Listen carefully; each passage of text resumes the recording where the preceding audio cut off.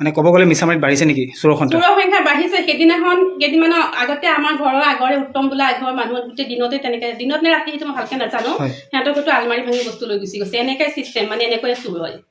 মানে এতিয়া মিছামাৰীত বাঢ়িছে চোৰৰ সংখ্যা। মিছামাৰীত চোৰ বাঢ়িছে।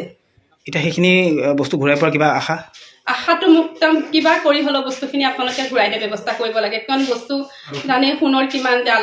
এতিয়া মিছামাৰীবাসী ৰাইজ কি দিন দুপৰতে সুৰক্ষিত নহয় নেকি? দিন দুপৰতে সুৰক্ষিত নহয়। আমি দোকানলৈ 11টাত গৈছোঁ আৰু গোটেই আমাৰতো ঘৰটো দেখিছে পুৰা চেফটি লক কৰি থৈ যোৱাৰ পিছতো গোটেইখিনি বস্তু লৈ গুচি গ'ল। দিনৰ অনুমানিক কিমান 11টা 12টা ভিতৰত চুৰি কাণ্ড হৈছে? মই 11টা বজাত গৈছোঁ, তাৰপিছত কোনখিনি সময়ত আহি লৈ গৈছে সেইটো মই গম পোৱা নাই। আৰক্ষী আহিছেনে? আহিছে, আৰক্ষী আহি গোটেইখিনি চব হেৰি কৰি লৈ গুচি গৈছে।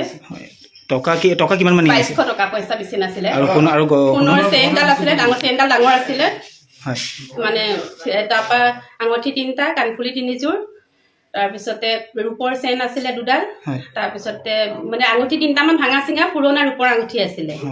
তাৰপিছত ঘড়ী নিছে, তাৰপৰা আৰু মানে বাকী আৰু কি নিছে এতিয়া আমি ভালকৈ এতিয়ালৈকে আমি মানে হেৰি কৰাই নাই, এতিয়া চাবহে পাৰি, মানে চালেহে গম পাম।